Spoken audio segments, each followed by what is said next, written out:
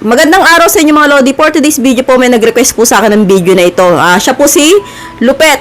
Shoutout sa Lods. Sabi niya, ma'am, sa susunod po, pa-request naman po ako kung anong klaseng looks ang hanap ng babae. Yung bang looks lang ang topic. So sabi niya, ano nga ba daw klase ng tipo na itsura ng lalaki ang hinahanap talaga ng isang babae, no? So una-una Lods na hinahanap ng isang babae sa isang lalaki, no? Karamihan, no, ng mga babae, hindi ko nila lahat, no? Gusto po nila sa isang lalaki ang may konting bigote. Yung merong konting mga buhok-buhok dito, no? Pero hindi po masyado mahaba. So, bakit po? Kasi po, mas mabilis po ma-attract talaga ang babae sa may mga lalaking may buhok sa mukha. Kasi lalaki yung dating astig. At isa pa, gustong-gusto po namin yan kasi po nakakakiliti po, no? Pampalibog. So, ang unang tinitingnan talaga ng babae sa isang lalaki, may onting bigote, may onting balbas. Pero hindi po lahat. May mga babae po talaga na gusto malinis yung mukha, pero bibihira yon. Kasi po, maski po ako gusto ko sa isang lalaki talaga may onting bigote para po lalaking-lalaki yung dating. Kasi pag sobrang linis na yung mukha, para sa akin medyo gay yun eh. So, tingin ko na medyo pagkabakla, no? So, ang gusto po talaga kadaramihan na hinahanap ng babae, yung kadalasan may bigote, may buhok yung kilikili, may onting balbas, lalo na sabayan pa lang mapalang kilay. So, yan po yung talagang isang bagay na nakaka-attract sa isang babae.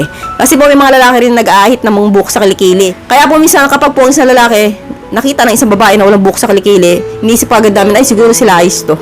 Kasi ang linis ng kilikili. So, mas maganda pa rin po na may buhok sa kilikili kasi po, dagdag points po yan kapag po kayo ay nakasando.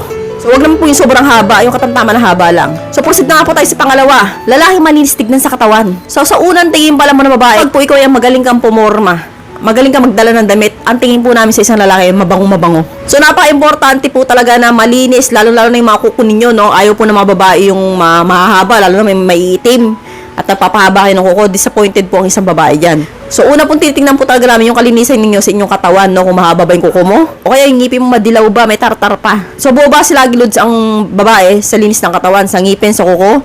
Lalo na sa paa, tinitingnan po ng babae yan. Kasi po kapag malinis po sa katawan sa lalaki, nakakagwapo po yun sa paningin namin. So, lalo na sabayan mo pa ng medyo magaling kang pumorma sa damit, no?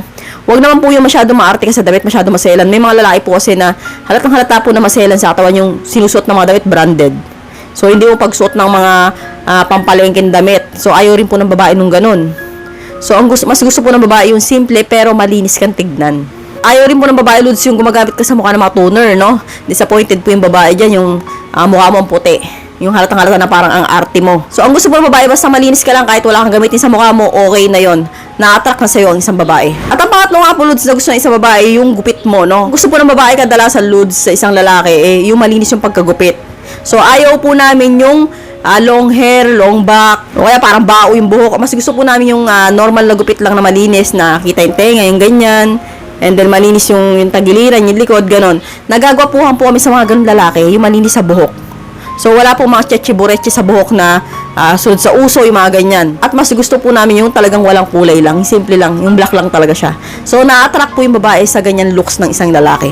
So, sa madaling salita mga Lods, kailangan mo lang maging malinis sa katawan mo, yung sa gupit mo, and then kahit paano meron kang konting buhok sa mukha. Kasi po para po sa amin Lods, astig po ang mga lalaking ganyan. So hanggang dito na lang po tayo mga Lods. I hope you learned something in this video. More videos to come, so stay connected and see you again to my next video. God bless. Bye-bye!